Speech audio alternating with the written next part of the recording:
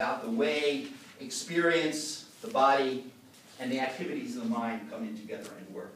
The way the story goes is he was one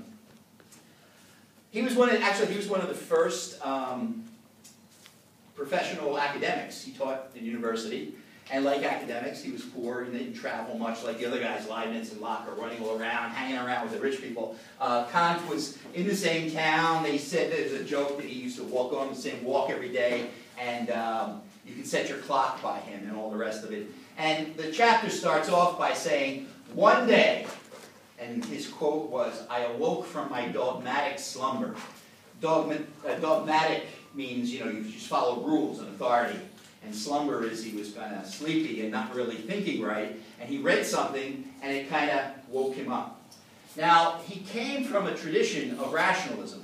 He had done his dissertation on Leibniz. And the thing that he spent a lot of time when he was in his dogmatic slumber, dozing off there, the thing that he wasn't really dozing, he was writing stuff and all, but it wasn't so great. And the thing that he was dealing with was, how could we do metaphysics? And metaphysics is just like thinking about the way the world is. We all do it. We just don't call it metaphysics, and we usually don't have a bunch of people telling us that we're wrong. So you're free to make up anything you want. Some of you think like, there's the clouds, and above the clouds you got God, and all, and God the Son and stuff. All of that kind of stuff. That's metaphysics. What is the world or the universe made up of? Now, in particular, one of the things he was thinking about was one of the most important guys who had come along and really established some metaphysical ideas that he tended to believe was Isaac Newton.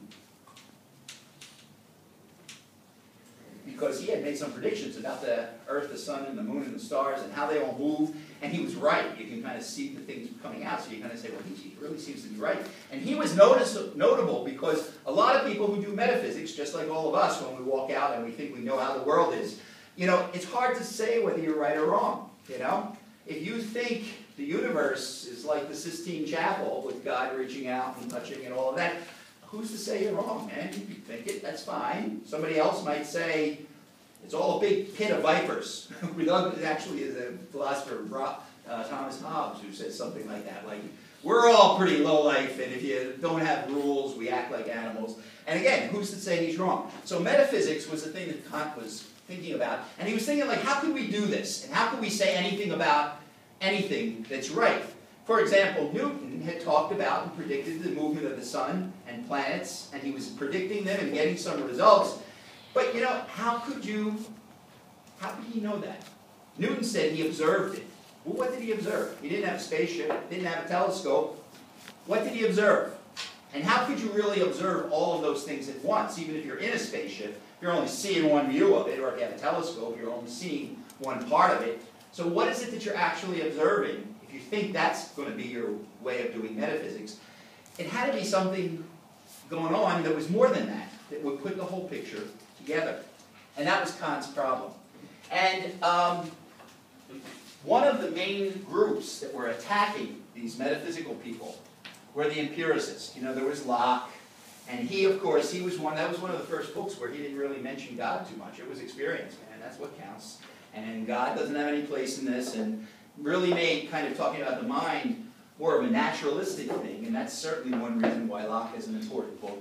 But there were people that went even further than Locke. The guy who you need to know about is David Hume, and he was a Scottish philosopher, and he had his troubles, and he wrote a book, nobody read it, he was all upset about that, come on, get over it, David, nobody reads you, so get on with it. And he was struggling around, but he was also quite a conversationalist. He liked to go to these little parties and talk it up. And in his book, An Essay on Human Understanding, he really took empiricism and used it full out. He said, okay, look, if experience is the only thing that really matters, then what's in our head are just images and representations of experience. Like whatever you did today, right? You ate lunch and you did some work or whatever, and now that's your experience in your head. Well, what's in your head is a representation of that, an image of that. It's not completely accurate, but it's based on what you did. And it's there. He even talked at some length about the process of association and how these images are pasted together. But if that's what you're going to say is what makes up knowledge, then let's be clear about it. That's not knowledge. That's your impression of it. If experience is everything, then your experience makes you who you are, and my experience makes me who I am. And so just like shut up and keep it to yourself. Nobody has the right to stand up and say, this is true, because it would only be true for me based on my experience. Hume went so far that rather than just call him an empiricist, they called his philosophy skepticism. And it is an extreme form. It says, some of you are probably out there like that, right? I'm not taking anything you say. Descartes was a little bit like this, right? He's just not going to take anything as final unless it's clear to him. That's skepticism. And in Hume's book, he went through and took a number of these topics that were really special. God, boom, gone. Come on, right? You made that up. You looked at your father maybe and you said, there must be somebody like that for all of us. And boom, and then you get a guy with a white beard and whatever your image is like. But basically, it's a habit of thinking. And it's a way of thinking. There's no way to prove that one view is ultimately true. We each have our own view. Good enough. Keep it at that. But don't get all excited about it. What else? Knowledge, as I said before. Again, just the idea, kind of like I'm talking myself out of a job here. Why should I talk to you? Because why should you take anything that I say that's true? You all got your own little mess to fiddle in, and you'll get your own knowledge. So what's the point of having a class or having a book or talking about something beyond that? He did a number of them. One other favorite one for psychology, the self. We all feel like we have a self, something special that we are and all that stuff. He said, you go to sleep, boom, your self disappears, with the exception of when you're dreaming. But even that's not real. That's just the workings of your mind. And basically, it's whatever I'm thinking of at the time, that's how I define myself. And if I think of some things, I define it one way. If I think of other things, the experience defines it another way. And if I'm unconscious or sleeping, I don't have a self. So God, gone. Self, gone. Knowledge, gone. One thing in particular that he did away with, that actually woke Kant up, was causality. And this had been a special topic in philosophy since way back. Aristotle said very wise things about causality. He said back then, there's no one causality. There's no one mover who does everything, because a lot of religious people kind of thought that. He says there's different kinds of things. There's at least 4 kinds of causality. Material causality, practical causality or efficient causality, the work that goes into it. He also talked about a final causality, the purpose for different objects. We won't be on the test. But he said some pretty wise things. But he certainly introduced the topic of causality, and a lot of people who were playing these thinking games were thinking about causality. Because really, good explanations, that's what you really want to know, right? You go to the doctor with a problem.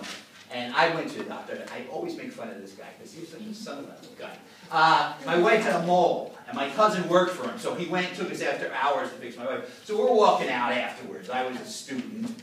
I had a Dodge Omni that was like a little bomb of a car. And he gets this big white Rolls Royce. He was one of the first in Philadelphia, these plastic surgeons that went big time and became. So we're walking out together. I'm, of course, trying to make conversation with him. So I said, well, some people have more moles than others. What makes that happen? He says, well, some people are mole growers and others are not.